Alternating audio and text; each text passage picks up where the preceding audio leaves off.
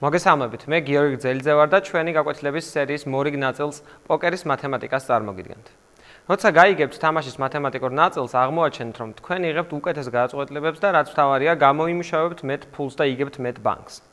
თქვენ აღმოაჩენთ, რომ პოკერი სავსეა რიცხვებით. ეს რიცხვებია სტეკების ზომები, ბლაინდების დონეები, ბანკში თანხის რაოდენობა, ბანკში მოთამაშეების რაოდენობა. რიცხვები ასრულებენ მნიშვნელოვან როლს ჩვენი გადაწყვეტილების მიღების პროცესში მაგიდასთან. მას ასე, რადგან რიცხვები ასეთ მნიშვნელოვან როლს ასრულებენ თამაშში, ეს ნიშნავს, რომ ჩვენ კარგად უნდა ვიცოდეთ პოკერის მათემატიკა. მომდევნო გაკვეთილში ჩვენ შევეცდებით გაგაცნოთ პოკერში სასარგებლო რიცხვების კონცეფციები.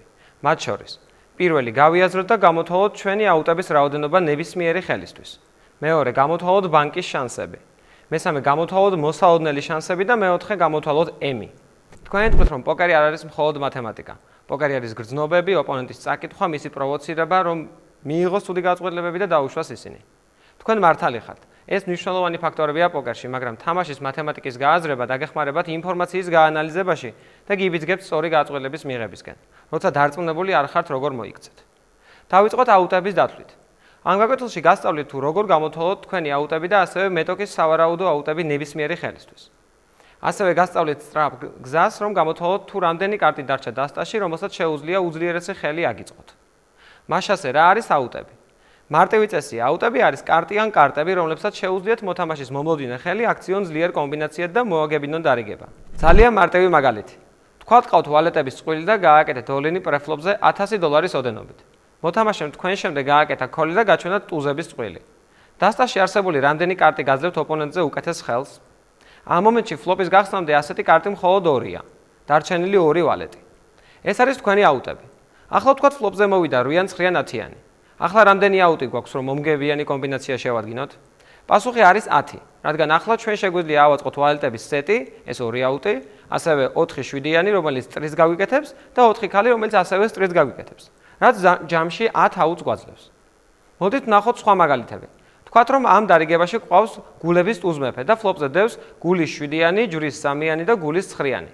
რამდენი აუტი ყავს? თუ კი ოპონენტს ყავს მაგალითად შავი ვალეტები ამ ხელში, ტუზ მეფეს მოსაგებას სჭირდება 3 ტუზი, 3 მეფე და 9 გული, რომელიც დასტაშია დარჩენილი. ჯამში ეს არის 15 მომგებიანი კარტი. ახლა ჩვენ ვიცით, რომ მაქსიმუმ 15 კარტს შეუძლია ჩვენი დახმარება. სამწუხაროდ, ზოგიერთი ამ კარტებიდან შესაძლოა უკვე დაყარა მაგიდასთან ყოფნა სხვა მოთამაშემ, ან შესაძლოა ყავდეს ჩვენ ოპონენტს. მაგრამ სანამ არ ვიცით თუ რა კარტებია გასული თამაშიდან, მანამდე უნდა ჩავთვალოთ, რომ ისინი ჩვენს პოტენციურ აუტად ითვლება. ახლა გავიგოთ აუტების ძირითადი კონცეფცია კონკრეტული სიტუაციისათვის. თუ კი ყავთ ფლოპზე ფლეშის მომლოდინე ხელი, თქვენ გაქვთ 9 აუტი ფლეშის ასაწყობად. თუ ყავთ ფლეშის მომლოდინე ხელი 2 მაღალი კარტით, ძირითადად გექნებათ 15 აუტი. თუ ყავთ ორმხრივი სტრიტის მომლოდინე კარტი, ძირითადად გექნებათ 8 აუტი. ხოლო თუ ყავთ შიდა სტრიტის მომლოდინე ხელი, მაგალითად მეფე ქალი და ფლოპზე მოვიდა 8-ან 9-ან ვალეტი, ნებისმიერი 10-იანი გაძლევს ტრიც, ანუ გაქვთ მხოლოდ 4 აუტი, რადგან მხოლოდ 4 10-იანია დასტაში. თუ ყავთ დაბალი წყვილი და მეტოქეს ყავს მაღალი წყვილი, გაქვთ მხოლოდ 2 აუტი.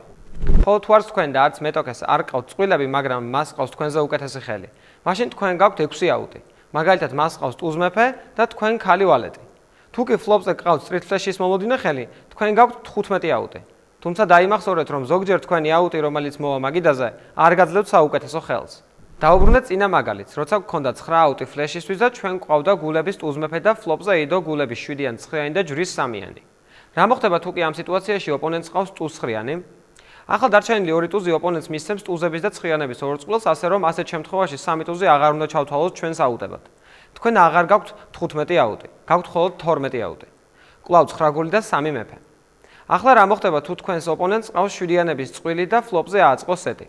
ახლა უფრო რთულ სიტუაციაში ხართ, რადგან ტუზით ვეღარ დაამარცხებთ მას, -3 აუტი. ვერც მეფით დაამარცხებთ, კიდევ -3 აუტი. და ასევე არ გინდათ რომ გულის 3-იანი მოვიდეს. ეს ნიშნავს, რომ თქვენ დაგრჩათ მხოლოდ 8 აუტი. თავდაპირველი 15 აუტი შემცირდა 8 აუტამდე და თუ კი ჩვენ თერნზე ავაწყობთ ფლეშ ჩვენთვის სასურველი კარტით, ოპონენტს ექნება 10 აუტი. 3 9-იანი, 3 3-იანი, 1 7-იანი, ეს უკვე 7 აუტია და კარტი რომელმაც ფლეში მოგცა. კიდევ 3 აუტი. ანუ მას კიდევ აქვს 10 აუტი, რომ ააწყოს full house-ი ან კარე და მოგიგოთ. თუ კი ჩვენ გვინდა ან შეგვიძლია ჩვენი კომბინაციის თერნის და რივერის კარტები ჩვენი სტრიტის ან ფლეშის დასრულება, ამ შემთხვევაში თითოეული კომბინაციისთვის უნდა დავამატოთ მხოლოდ 1 აუტი სხვა დანარჩენ სავარაუდო აუტებს. მოდი ვნახოთ მაგალითი. ჩვენ გვაქვს 5-იან 6-იან გულები და ფლოპზე მოვიდა 5-იან 7-იან ქალი, 7-იან გული და ოპონენტს ყავს ტუს ქალი. ამ მომენტში გვაქვს 5 ძირითადი აუტი, რომელსაც შეუძლია მომგებიანი კომბინაცია მოგცეს. 2 5-იანი, რომელიც ტრიპს მოგცემს და 3 6-იანი, რომელიც 2 წყვილს მოგცემს. თუმცა ჩვენ ასევე შეგვიძლია ბექდორ ფლეშის გაკეთება, თუ კი 2 გული მოვა. ან ბექდორ სტრიტის გაკეთება, თუ კი ამოვა 8-იან 9-იანი, 8-იან 4-იანი ან 4-იან 3-იანი. ასე რომ გვაქვს ერთი runner აუტი ფლეშისთვის და ერთი runner აუტი სტრიტისთვის, რომელიც უნდა დავამატოთ ჩვენ ძირითად 5 აუტს. ანუ გვექნება სულ 7 აუტი.